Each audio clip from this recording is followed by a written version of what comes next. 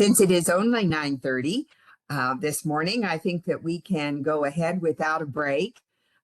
Since the meeting is just now being recorded, let me say that it is Wednesday, July 13, and we have just experienced the Board of Health meeting, and we turn now to council time. We begin with any public comment from anyone who is in the community who wishes to comment on an agenda item today. If you're in the hearing room, please indicate to staff. If you're calling in, *3. If you're on your computer, raised hand icon. Is there anyone, staff, that you see who wishes to comment? No, Chair. We don't have anyone in person or online. Okay, thank you. Old business, the minutes for July 6. Is there a motion for approval? So moved. Second. It's been moved and seconded. Any discussion? All those in favor signify by saying aye. Aye. Aye. Hearing it as unanimous, the minutes are passed. So let's turn to item 2.2, the ODOT, Oregon Department of Transportation, low income toll resolution.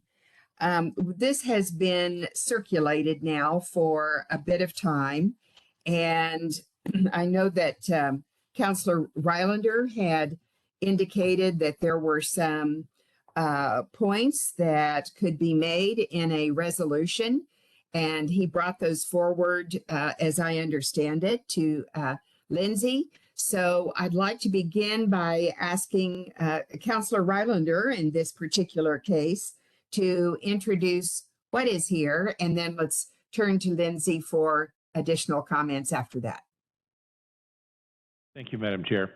As I indicated when I made my previous comments in reviewing the report, which I believe was shared with all councilors, I used my handy-dandy highlighter and comment function in the PDF file to share questions and concerns. I guess the things that stand out to me in particular as to why we need, as a county council, to take a stand against the tolling program include the following. Despite all of the time and research that has been apparently put into this report, they've still yet to settle on what the toll relief would be, anywhere from 200 to 400% of federal poverty level. And depending on that range, there would be some variation in the degree of relief that would be given, probably with the most relief at 200%. So the question is, how many people in Clark County's workforce working in Oregon could be impacted depending on that range of 200 to 400%? And the data I've seen suggests that 25 to 40% of the workers from Clark County working in Oregon could end up being negatively impacted or impacted in some fashion. And I judge personally that 25 to 40% impact is pretty significant. In addition, they state that throughout their documentation that they believe that there are a significant number of costs and challenges associated with identifying whether people would qualify for such a program, and they actually lean to self-determination. So a person would file a statement with no evidence, no income information, no tax returns, anything, and indicate that they believe that they fall within this, and it would not be verified. And they also go on to claim that the people who would so file would, of course, do so honestly, and there would be no gaming of the system. And I would suggest that that's a bit naive, that I think many people are indeed honest, but to proceed without verification creates its own challenges. There are costs of collection associated with those who purchase a transponder and those who don't. It's not clear to me what the cost of a transponder is in this document. The lower the income, the less likely perhaps it will be for people to be able to afford a transponder.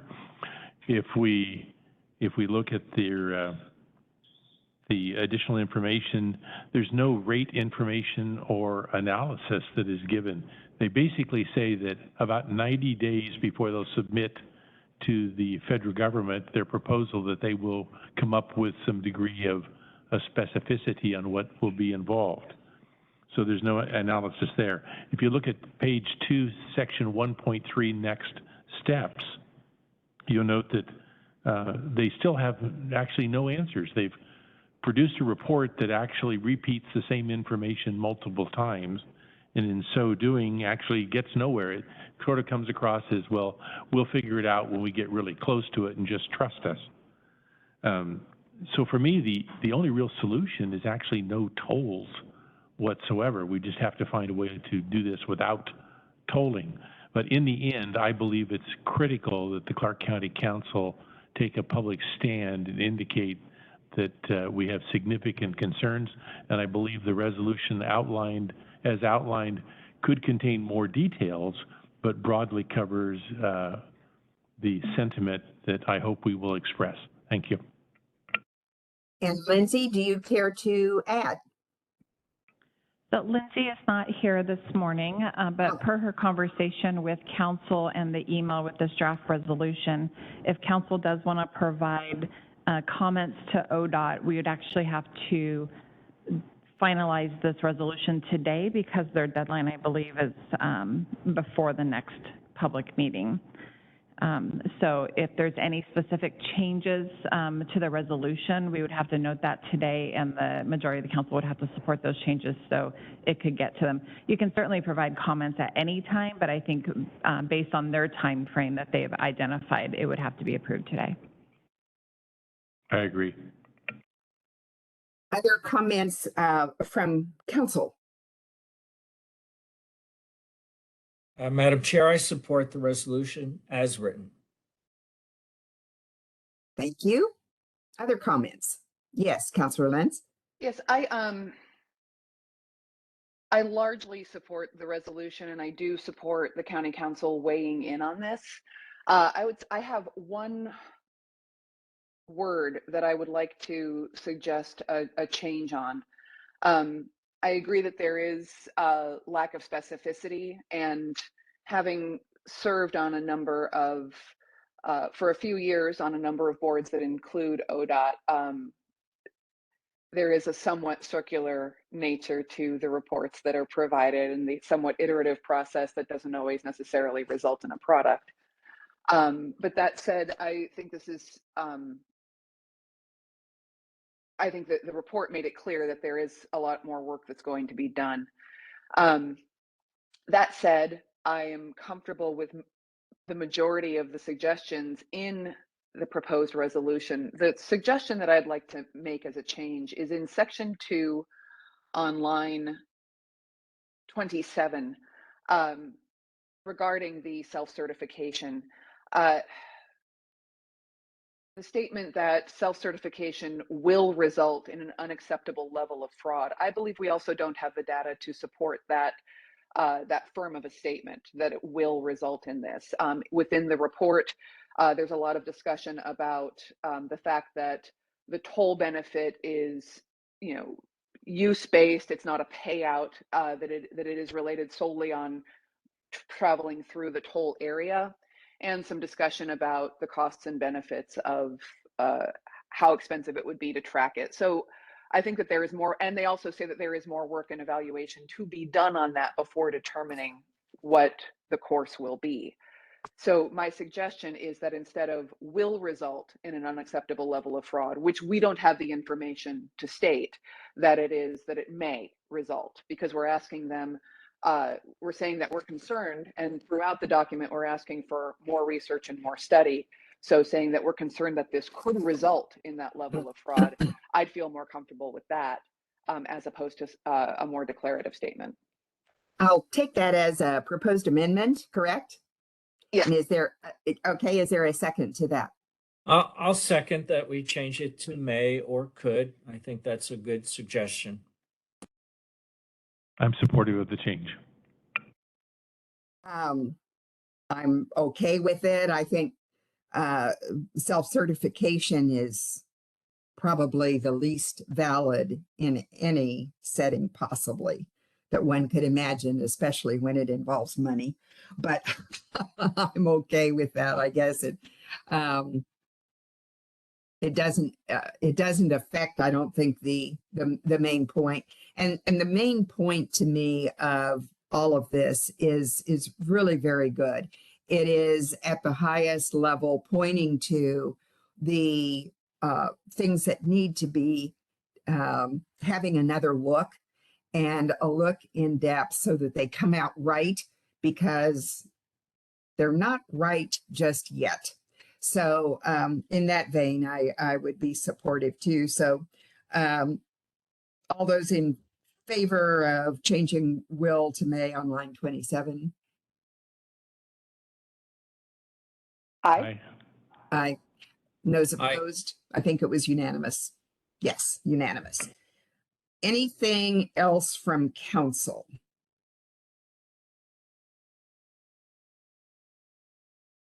Is there a motion for submitting this to ODOT at this time for purposes of feedback as requested? I So would make moved. that motion and thank the council for being willing to speak up. And I heard Councillor Rylander first, so I'm going to take his as the motion and yours as the willing second there, Councillor Medvigi. And I thank Councillor Rylander for getting the main points collected, and Lindsay for drafting them as she did. And I agree with you. It's important, I think, Councillor Medvigi, that the Clark County Council takes a position on these matters. Further discussion?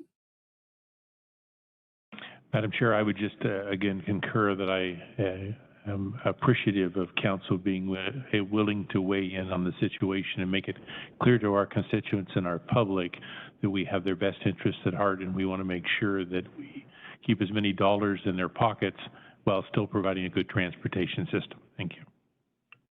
Absolutely. Let's take this to a vote for moving the resolution to ODOT for purposes of feedback as requested with the amendment included. All those in favor signify by saying aye. Aye. Aye. Those opposed? It is unanimous that it be sent forward. So thank you, staff, for taking care of that. And we are cognizant of that deadline and know that you'll make it. I think it's just a couple of days from now. So let's move now to new business, emergency resolution regarding the interim county engineer. Kathleen? Yes, thank you, Chair. Our county engineer retired the end of June, and per Washington state law, we're required to designate a county engineer. And also, additionally, per Washington Administrative Code, the county is required to notify the County Road Administration Board within 5 days. We have notified them within 5 days of the retirement, and this would be the next step. This resolution, the requested resolution before council, would formally designate Ken later as the acting county engineer. And if council approves today, we will be sending this information up to CRAB as well. I can share that Ken has been with the county for just over 20 years. He's been a great asset in public works. I do think he's on this morning as well, and we're excited to have him be willing to step up into this leadership role, and I have all the confidence in him and his ability to lead us during this transition. And just as a side note, Amber and William, our HR director, are working, and we are contracting with Prosman to do a national recruitment for the county engineer, as well as other vacant engineering positions that we have available. So with that said, I'm more than happy to answer any questions. And like I said, Ken is on, Sherry Villafane from Public Works is on as well, if the council has any questions. Thank you. I do have one. Do you have some sense of how many engineering positions you currently need to fill? Too many. At least I would say 6. Yes, and about 6 positions, and this is not, unfortunately, unusual to Clark County, because as we were looking at options with the pending retirement, we did look at other jurisdictions to see if they had, because we are short engineers right now, and everybody is struggling with the same right now. So we definitely have some key positions in our traffic engineering positions. So hopefully we'll get some good applicants through this national recruitment. Further questions? Well, Ken, it must be very nice to hear County Manager Kathleen Otto say such lovely things about you. And so congratulations. And assuming that this passes in just a moment, we wish you the very best. Is there a motion? This is under new business. May we take care of this today? Yes, please.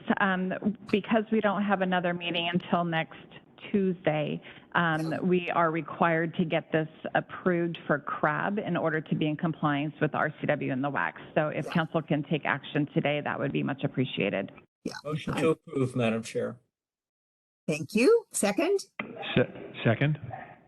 Very good. It's been moved and seconded that we approve resolution 2022-07-07 relating to the designation of the acting county engineer. If there are no further comments, all those in favor, please signify by saying aye. Aye. Aye.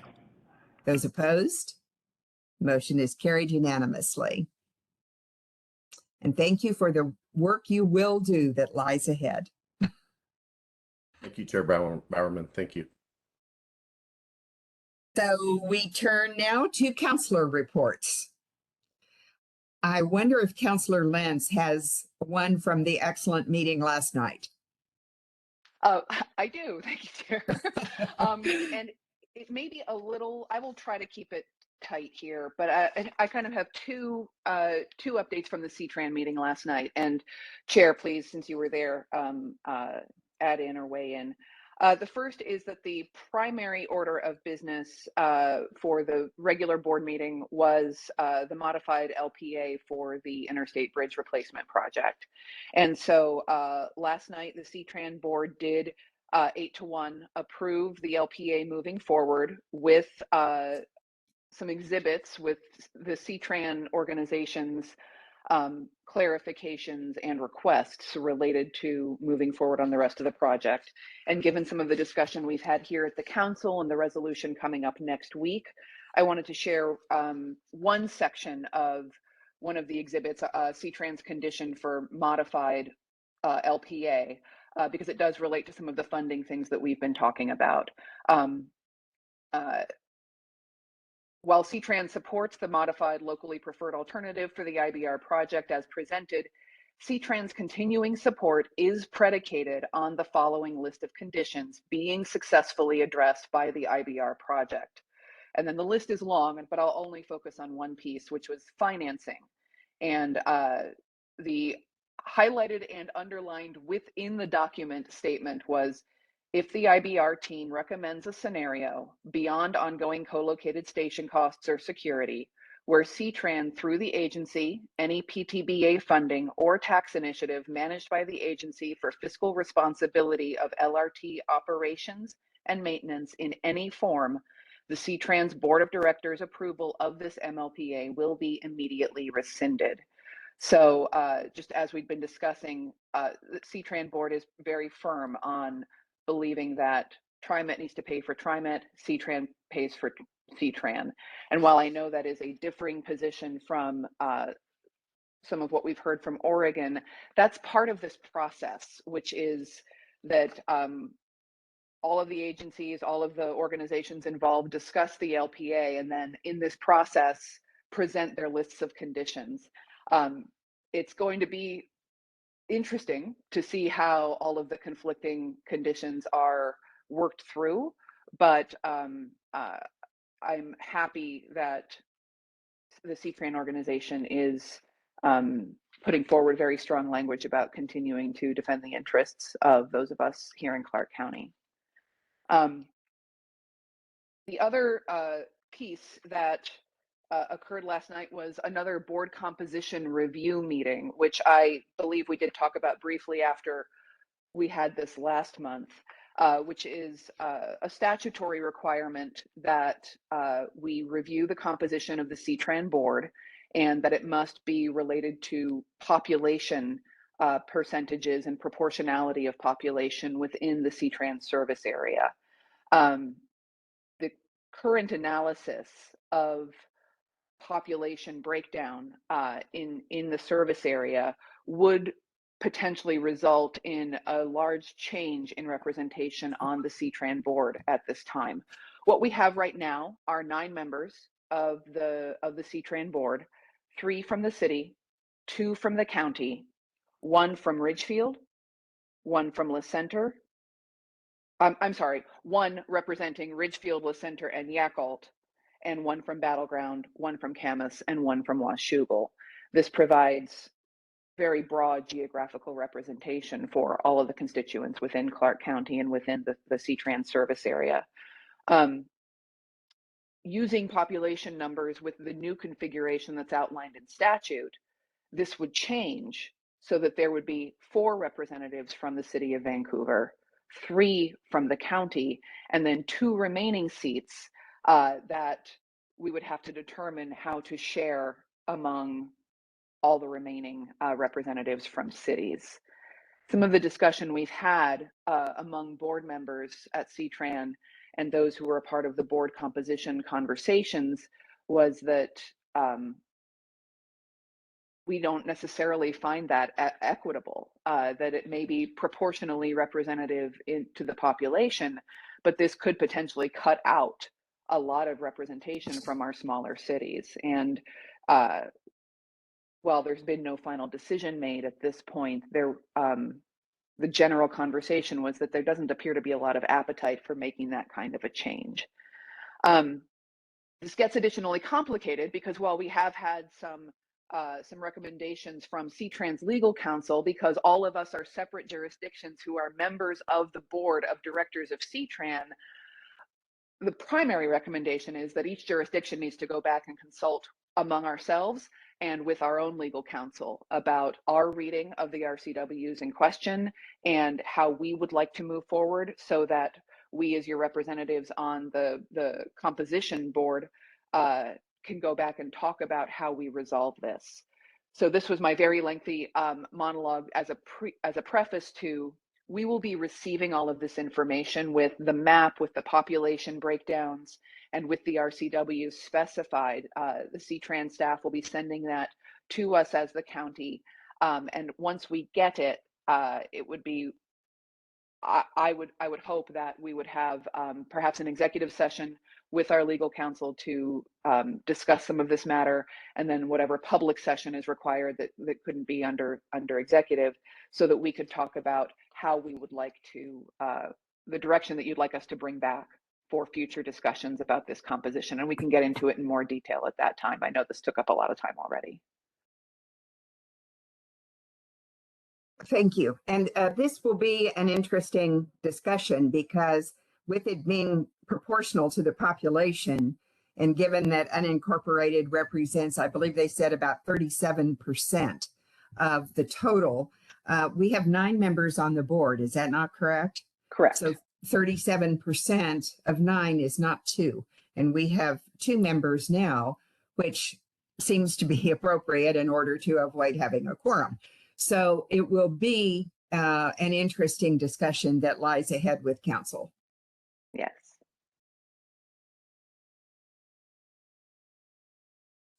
Any other reports? And thank you for that one, Councilor Lentz. Is there anything else from another councilor? Madam Chair, I have a couple of quick points. Yes. So regarding our meeting yesterday with our ECHO, our consortium of all stakeholders in the county, I want to introduce a couple of points that we discussed, just highlighting a few quick points. One, we had a presentation by Family Promise, which is a national organization operating here in Clark County, and I think there are 13 participating churches. They are a great program. And what's great about it is, focuses on children and families that are homeless, And that is a primary, if not the lead focus for the county efforts as well. But their metrics are astounding. They have a success rate of 100% return to house situation of those that complete their program. It's a 85% success rate overall. There's about 15% that drop out for common reasons that we know are most challenging in the homeless population. Mental health, behavior health, addiction, and mental health issues cause about 15% to drop out of their program. Nevertheless, they stick with the families, and they have for those that graduate, they are 100% success rate and 85% success rate overall. If all of our programming throughout the county could achieve those metrics, we would be a long way towards reducing homelessness in Clark County. The other point I want to make, and now that I have the county manager on board, I had Amber was there yesterday. We have this endeavor is to join all of the stakeholders to work together in a collaborative way. And there is a proposal for the county to look for available location for an additional safe RV parking area. So county land that would be supported by the city of Vancouver in particular to make it run and operate. It is an opportunity for a real collaborative joint effort, and it's very much needed. We've raised this issue before. The first RV that Vancouver created, it has been maxed out from the very beginning. And if you recall, not all of us were here back then, but some of us were. Well, we changed the illegal RV parking rules, and that really caused a problem, especially during the pandemic for the city of Vancouver. We really moved a problem to the city. So I think I wanted to introduce that to the county manager. I know, we're going to have to look hard and look at these issues for a good location that's near services, or we need to talk to C-Tran about providing some vans to move people around from a location to receive services. There's a lot involved, obviously, but I'm hoping that we can move the idea forward because I think it's a good one between the city and us. And I'm hoping the other cities will join in at any level that they can. Thank you. Madam Chair? Yes, Councilor Rylander. Just an invitation. This Friday night is the big cruise-in out in Battleground. You're all welcome to attend if you like modified hot rod cars as well as classic cars. And Saturday morning at 10 a.m. will be the Harvest Days Festival Parade. And you should see a large number of vehicles and people and organizations and groups. So if you are doing nothing special Friday night or on Saturday morning, you're all welcome to attend Harvest Days in Battleground. Okay, thank you. Hearing no further councilor reports, I believe there are no work session requests. Kathleen Otto? Yes, that is correct. I did want to, if I could, just ask council for some clarification on Councilor Mevaji's request at looking at county land. So one, I wanted to make sure the majority of the council is supporting staff to look at what our current availability in land is and bring that back. But secondly, I also want to make sure that we get some clarity with the city of Vancouver. Because I did watch the meeting yesterday and I did not hear that they would actually run the location. What I heard was that they will share how they have done it, which would then be the county's responsibility to run. So I do want to get some clarification on that process moving forward as well. So I just want to see that is council interested in us pursuing looking at our current properties to see what we have available. I'd like to, personally, I would like to see that done in reverse order, where we get clarification from the city first, because I think for the county to take on the running of an RV park is a different matter than it would be otherwise. So let's find out the answer to that first and then move to available properties. Does that sound acceptable, Councilor Midvigi? No, it's not. And why is that? So, because I think I have had personal conversations with the mayor, and then I think if you listen more carefully to what Diana Perez said on behalf of the city of Vancouver, they are willing to share the operation, meaning not just advise us on how they succeeded. Now, I could be wrong, certainly, and it would be good to get that clarification as to what level of support Vancouver is willing to provide. But I heard very distinctly from the mayor as well as the representative from the city that they wanted a location basically for them to run another RV safe parking area. So I thought she was pretty clear about that yesterday. I could be mistaken. But also based on the conversation that I previously had with the mayor, I think they stand ready. They just want to partner with us, not just ask us to open up another site on behalf of the county. I'm a little less, I'm a little more reluctant, let me put it that way, to go forward just on the basis of the more or less informal conversation with the mayor. So I would still like to see that confirmation and maybe even given in a public setting so that we know for sure what the commitment is, and then we'll move forward. Well, I would ask the county to consider this, council to consider this. Have the manager talk to Eric Holmes. And at the same time, as we look at all of our space study and all of our, I know we had a property inventory a couple of years ago completed. We know where there are properties available. Vanessa identified one of them yesterday to us. So that can happen at the same time. So I'm not sure why this needs to be a two-step process. It's not that complicated. Chair? Yes, Councilor.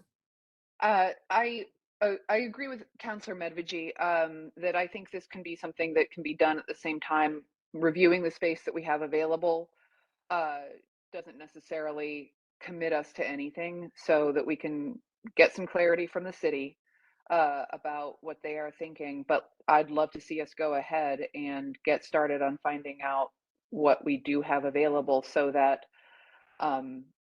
when that clarity is reached, we can move forward. Well, let me restate what I intended to say. Those two steps can go forward concurrently, but there's still two steps.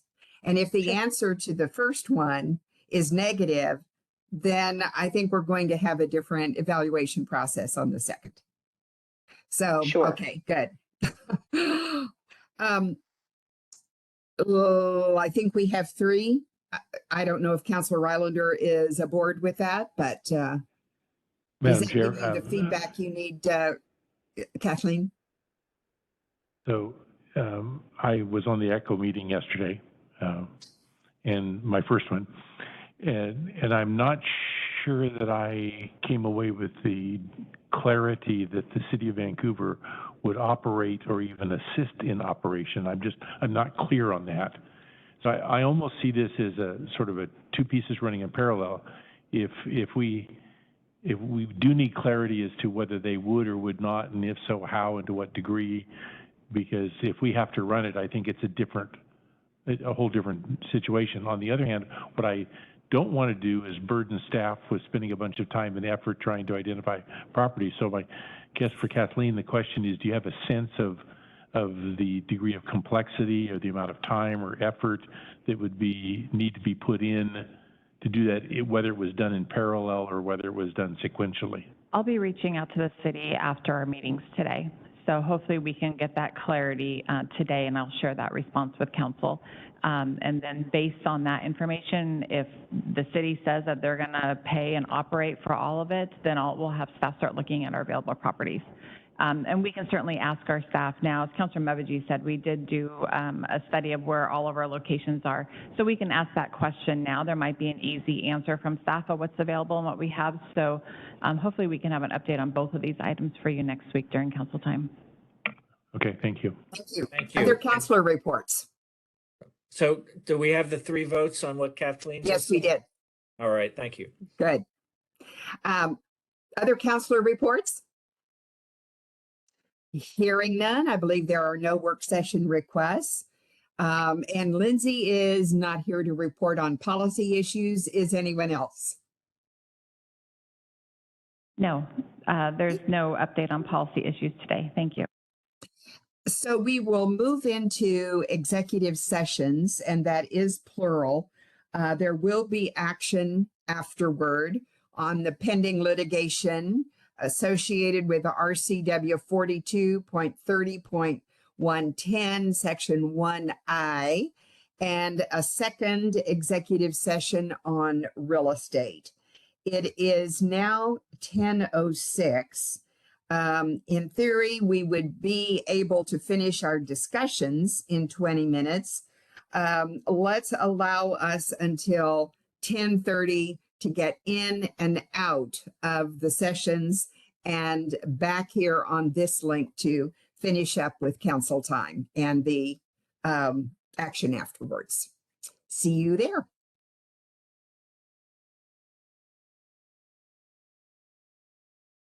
Hello, council is extending executive session for 10 minutes and will be returning at 10:40. Thank you.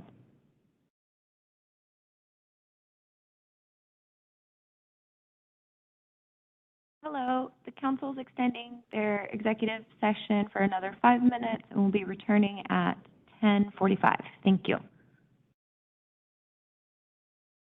I don't see. Today is Wednesday, July 13.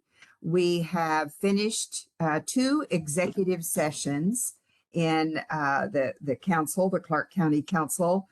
And we are moving back now into the session of council time in order to complete action after one of those 2 executive sessions. So I'll begin by making a motion to grant Greg Kimsey and Kathy Garber's request for the county to provide a defense and indemnification in the lawsuit entitled Carolyn Crane et al. Versus Greg Kimsey et al. Pursuant to Clark County Code 2.97.025. Is there a second? Second? It's been moved and seconded. Is there any discussion? Hearing none, we'll go ahead and vote. All those in favor of the motion granting defense and indemnification as outlined, please signify by saying aye. Aye. Aye. Those opposed? The motion is carried unanimously. That is all of the action after our executive session. So at this time, our council time is adjourned. Bye-bye.